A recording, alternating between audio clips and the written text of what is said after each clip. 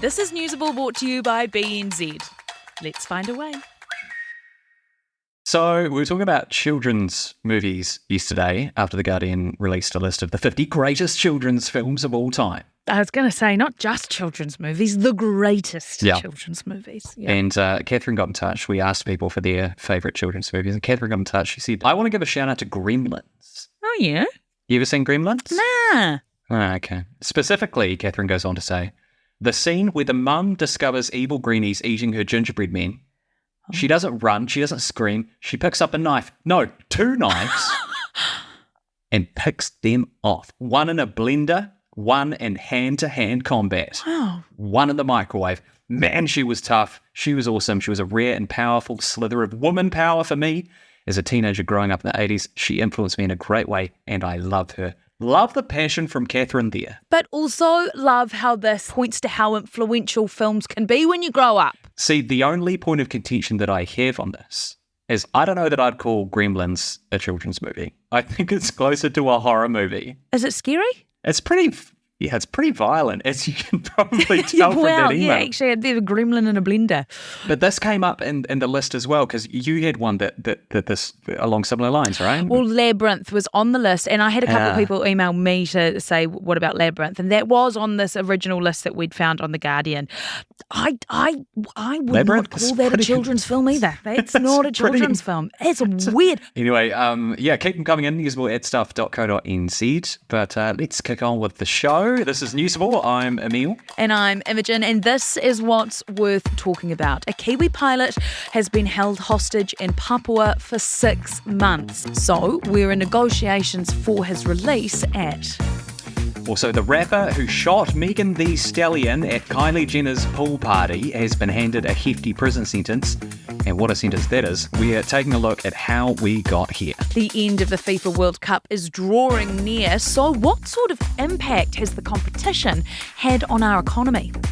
Plus, banning cell phones in schools has people fired up.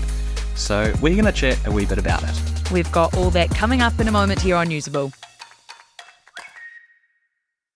First though, let's check in with Jess for the latest headlines. Good morning. What's making news today? Kia ora, Emil. 41 people have died at a shipwreck off the Italian island of Lampedusa. 4 survivors told rescuers that the boat was carrying 45 people, including 3 children, when it set off from Tunisia, but it was struck by a big wave and capsized on the way to Italy. Back home, and the cold front that has already brought rain and snow to many parts of the South Island is forecast to bring stormy conditions to the North Island today. Met Services forecasting snow to 400 metres in much of the lower North Island, and it's expected to affect the Rimataka Hill Road, Desert Road and Napier Taupo Road. McDonald's has been forced to defend the deals on its My Macca's app after some frequent customers noticed they were being offered deals at higher prices compared to occasional users.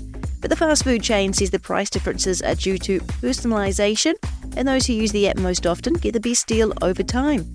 And ever wondered what it's like to get a drink with Jason Momoa?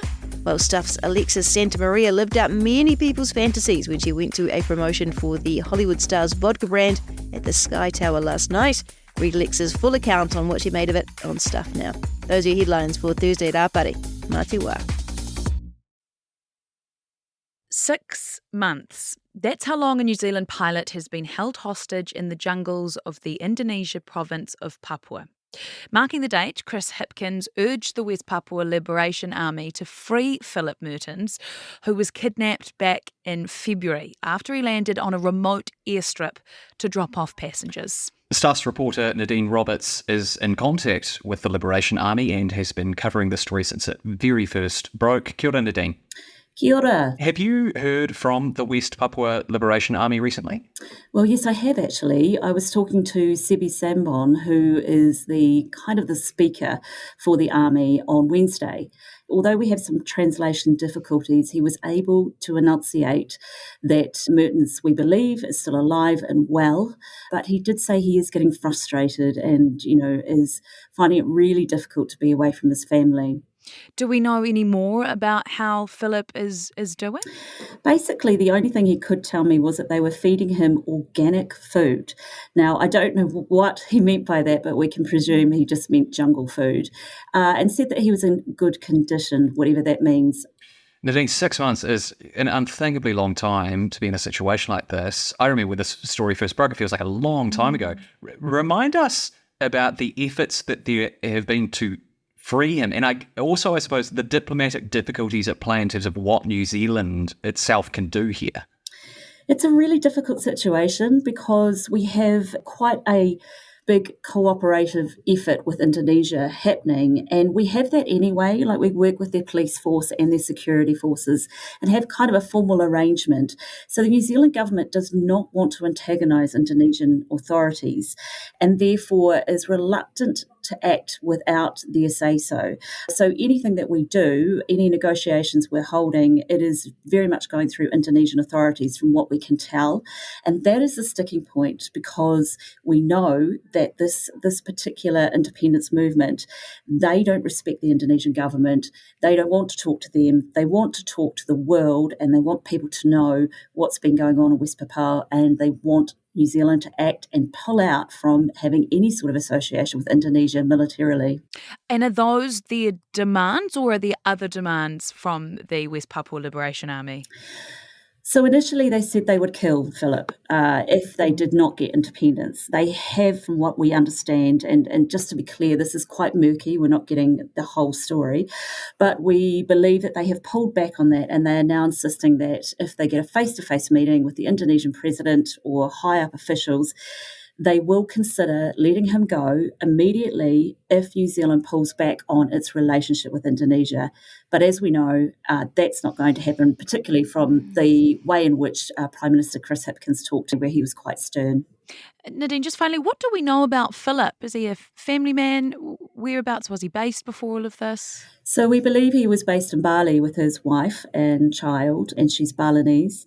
I think he's quite a private man, from what I understand, and he would not like all this publicity. And very much a family man who was doing this risky job because it's really good money, and it can also get your flying hours up, because as we know, he was a pilot. He won't be so much worried about himself, from what I understand from what friends have said, but more about how his family is coping. And he has relayed that in a previous video message, that his entire concern at the moment is about how they're getting, putting food on the table. It's a really interesting story, and we'll follow it throughout. Dean Roberts, thanks very much for your time today. Thank you. We're going to talk banning cell phones in schools a wee bit later, but this, of course, is one of those hot button topics that everyone has a take on. Opinions are like... Anyway, get in touch with yours. You can find us on Insta or TikTok. Just search up Newsable NZ, and you can also email us newsable@stuff.co.nz. Emil, I know how you love long-running, acrimonious US court cases finally reaching their conclusion after years before a court. It's possibly up there with your favourite genres of story, unusable, right? I never get sick of it. We'll say no more, because today you're in luck. Canadian rapper Tory Lanez has been sentenced to 10 years imprisonment for shooting US rapper Megan Thee Stallion in the foot at a party at Kylie Jenner's house in 2020. That is one of the wildest sentences I have ever been tasked with processing in my entire life. I'm going to paint you a picture. It's July 12, 2020. Mm-hmm. Kylie Jenner is hosting a pool party. Great. Tory Lanez is there. Mm-hmm. So was Megan Thee Stallion. I'm with you. The pair had previously been romantically involved, but there's an argument. Oh. The argument culminates in Megan Thee Stallion, always got to say it the full way, because we now still get to say the. Megan Thee Stallion walking away from Tory. Mm-hmm. Tory then pulls out an unregistered firearm, shoots at her feet, and shouts at her to dance.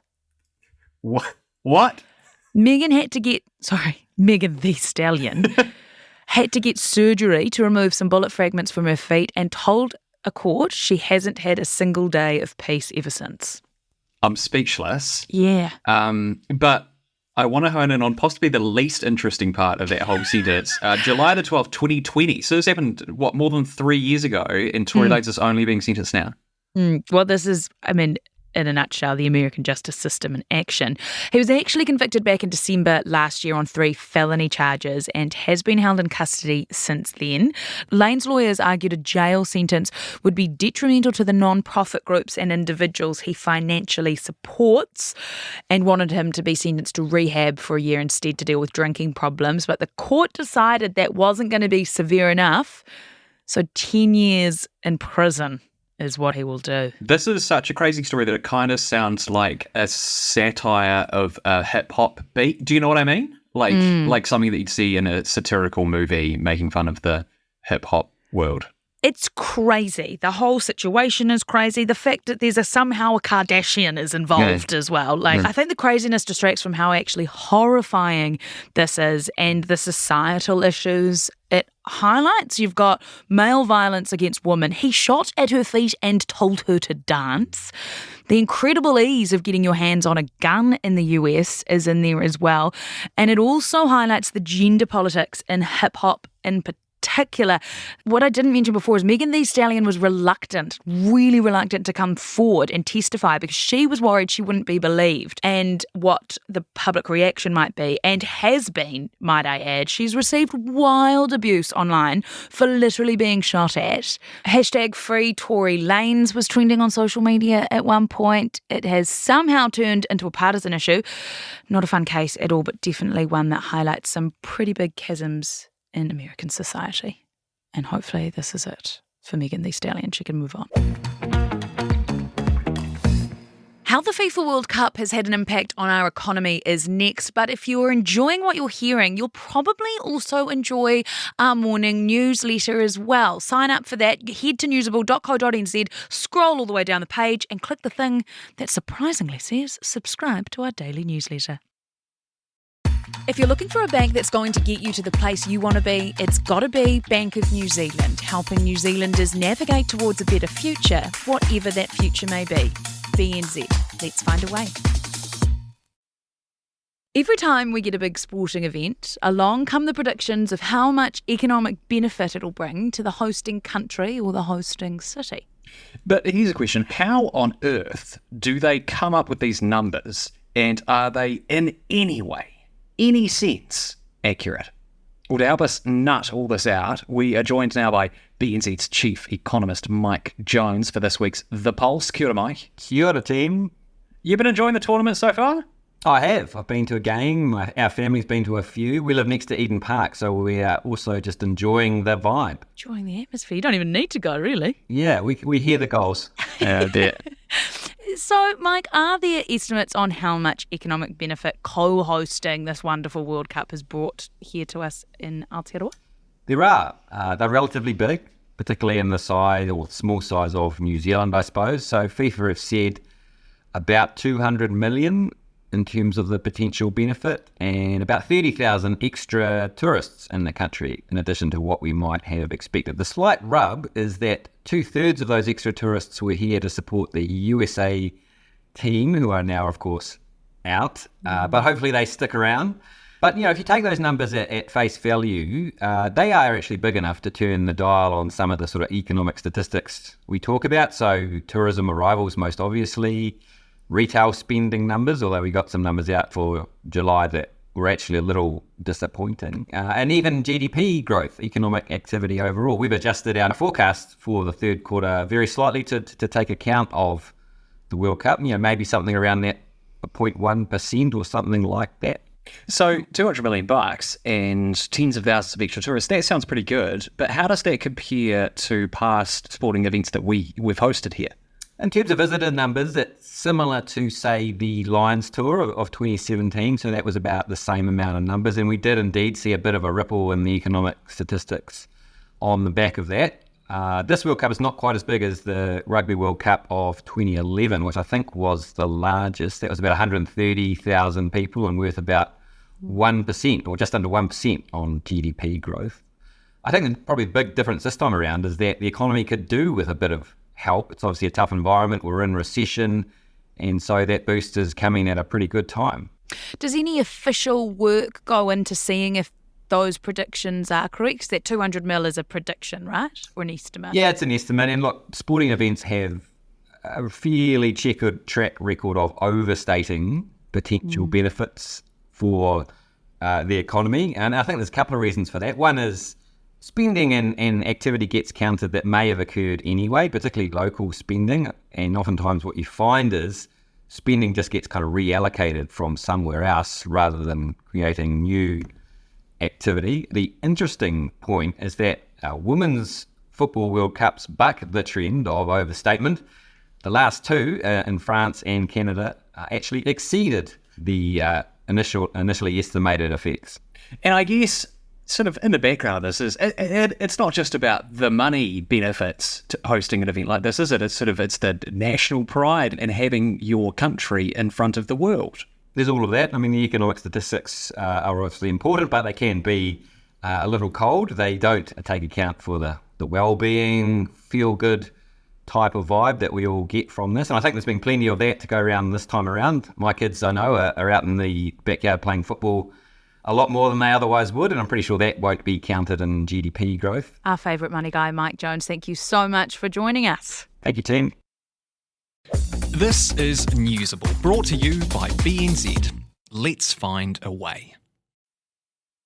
Time to address cell phone chat. It's a polarising issue, it's fair to say. It's certainly got everyone talking. So this, of course, is the National Party. They've announced that they would have a policy, if they were to get into government, that would ban cell phones from schools. Yeah. Schools already have cell phone and classroom bans. My understanding of this is that it would sort of be, I mean, it's in its infancy, but it would sort of be like formalising a nationwide ban on cell phones in classrooms. Difficult to see how it will be implemented, gotta say. This is what I mean. Schools already have bans on cell phones. Maybe not all schools, that's fine. But, you know, where it's a problem, it's kind of already been addressed. Yeah, I don't remember having my phone taken off me at school. But then again, of course, I was goody two-shoes who has never used his phone in class, as you know. I definitely used my cell phone in class, but I got caught because I was texting Mum my science test result. I remember it like it was yesterday. So you got caught for very honourable reasons and you were just keeping your mum updated. I was just letting Nikki Wells know how I'd gone. But the shame. So schools have processes in place. Policies like this have been introduced in other places. I think Victoria in Australia, they've had one since 2020, and I think a bunch of other Australian states are bringing them in as well. And I think the Netherlands has one too, where they have to like drop their cell phones off in a location at the start of school day, and then they get them back at the end. That sounds mysterious. Yeah, yeah. What about illnesses on the day? What about emergencies? I mean, I'm not going to be dramatic here, but in the last few weeks alone, a couple of schools have gone into lockdowns, right? Yeah. You'd want to be able to contact your parent, and your parent would want to be able to contact the child.